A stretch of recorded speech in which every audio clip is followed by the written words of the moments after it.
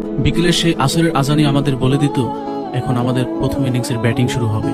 আর মাগরিবের আজানই ছিল আমাদের খেলা সমাপ্তির একমাত্র শেষ ঘোষণা।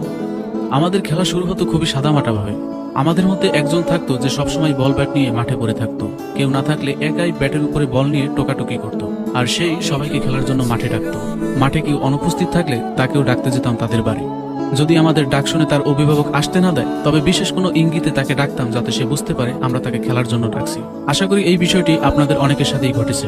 এভাবেই পুরো দলটা ধীরে ধীরে মাঠে জড়ো হতো। তখন কেউ কারোর জন্য অপেক্ষা করাতে কেউ বিরক্ত হতো না। তখন একটি টেপ টেনিস বলের দাম ছিল মাত্র 20 টাকা, আর একটা ওসাকা টেপের দাম ছিল মাত্র 15 টাকা।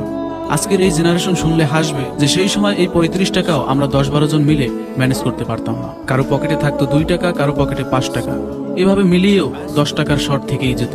অতঃপর একজন বড় ভাই 10 টাকা বের করে দিত পকেট থেকে, আর সেই বড় ভাইয়ের 10 টাকার অনুদান ছিল আমাদের কাছে 1000 কোটি টাকার মতো।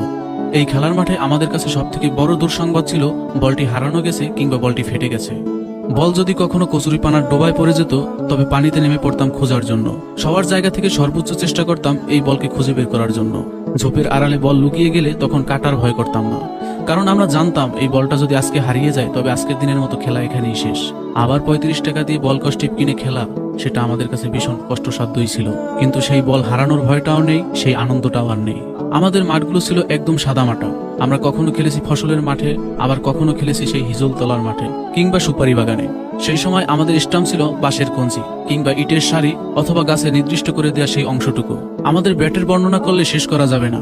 একটি ব্যাটে পেরেকের উপরে পেরেক দিয়ে তার উপরে প্লাস্টিক রশির বাঁধ, এবং সেই ব্যাট দিয়ে যখন ছক্কা হাঁকাতো কেউ তখন চিৎকারে পুরো মাঠ কেঁপে উঠত। যখন কেউ আউট হতো তখন আমাদের ভিতরে কারাকারি লেগে যেত কে কার আগে নামবে।